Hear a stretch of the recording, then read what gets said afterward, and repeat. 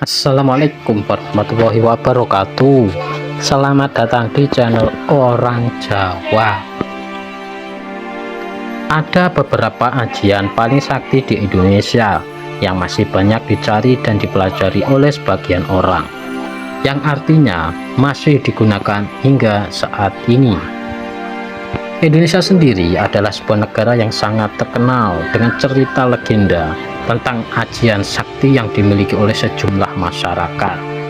Selain teknik bela diri seperti silat, ada pula berbagai jenis ilmu gaib yang sangat sakti dan memang tidak dapat diukur kebenarannya dengan akal. Kanuragan atau ilmu bela diri secara supranatural yang dimiliki oleh seseorang dengan tujuan tertentu. Tidak jarang yang mengaitkan ajian atau ilmu kanuragan ini dengan hal mistis lantaran mempunyai kekuatan tidak terduga. Tujuan ajian tersebut biasanya untuk melindungi diri dari ancaman orang lain yang hendak melukai serta meningkatkan derajat seseorang. Ajian paling sakti di Indonesia ini paling banyak diyakini oleh masyarakat Jawa, terutama ketika menghadapi para penjajah di masa lalu. Beberapa ajian ini konon katanya sangat sakti lantaran sulit dikalahkan, baik berupa ilmu hitam ataupun putih. Bahkan untuk mempunyai ajian tersebut, seseorang harus melaksanakan beberapa ritual yang tidak biasa dan juga sulit. Dan berikut adalah beberapa ajian sakti yang dilansir dari buku ilmu Jawa kuno yang dipercaya masih digunakan hingga saat ini. Yang pertama, ilmu rawa rontek. Ilmu rawa rontek adalah ajian ilmu hitam. Orang yang memiliki ajian ini akan kebal terhadap senjata tajam. Bahkan walaupun kepalanya putus, ia tetap bisa hidup asal kepalanya jatuh ke tanah. Ajian ini sangat susah dipelajari oleh banyak orang. Syarat ritualnya kadang membuat orang menjadi susah. Misalnya, ada syarat untuk dilarang menikah.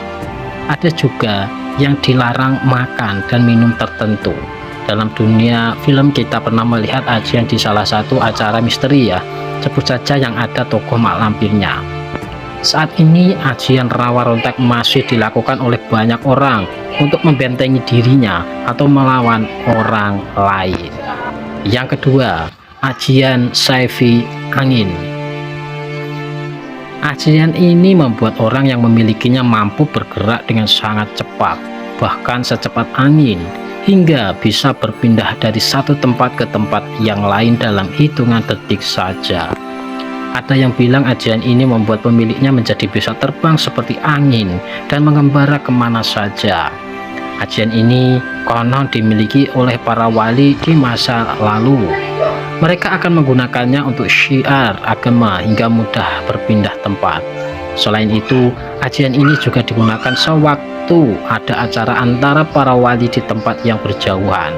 Saat ini, ajian saifi angin masih dianggap ada, namun susah untuk mendapatkannya. Yang ketiga, ajian sakti pancasona.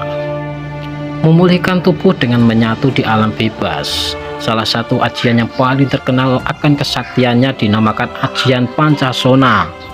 Ajian ini membuat orang yang mengamalkannya mengalami kekebalan tingkat tinggi, tergores pisau hingga terbacok atau sampai diledakkan. Setiap akan membuatnya mati. Selama masih ada alam, artinya mereka bisa hidup. Ajian ini berasal dari jin dan makhluk jahat lainnya. Aliran ilmu hitam. Orang yang mengamalkan ajian ini biasanya melakukan ritual aneh yang tak masuk akal agar segera diwarisi ilmu kekal alias tak bisa mati. Jin yang jahat biasanya akan merasuki manusia yang memiliki ajian ini hingga kelakuannya jadi sangatlah jahat. Yang keempat, ajian belaja musti. Memiliki pukulan tinju yang sangat dahsyat. Ajian belaja musti konon dimiliki oleh Gatot Kaca yang memiliki julukan otot kawat dan tulang besi. Orang yang memiliki ajian ini mampu membuat tubuhnya jadi sangat kebal, seperti Gatot Kaca yang kulitnya tidak tergores oleh apapun, bahkan pisau paling tajam di dunia. Selain tubuh yang sangat kuat serta kebal, ajian sakti asli Indonesia ini juga membuat pemiliknya memiliki pukulan tinju yang sangat mematikan. Bahkan orang yang terkena kepalan tinju bisa susah sembuh, dan jika parah bisa kehilangan nyawanya. Orang yang punya ajian Braja Musti harus mampu menggunakan ilmu ini dengan bijaksana.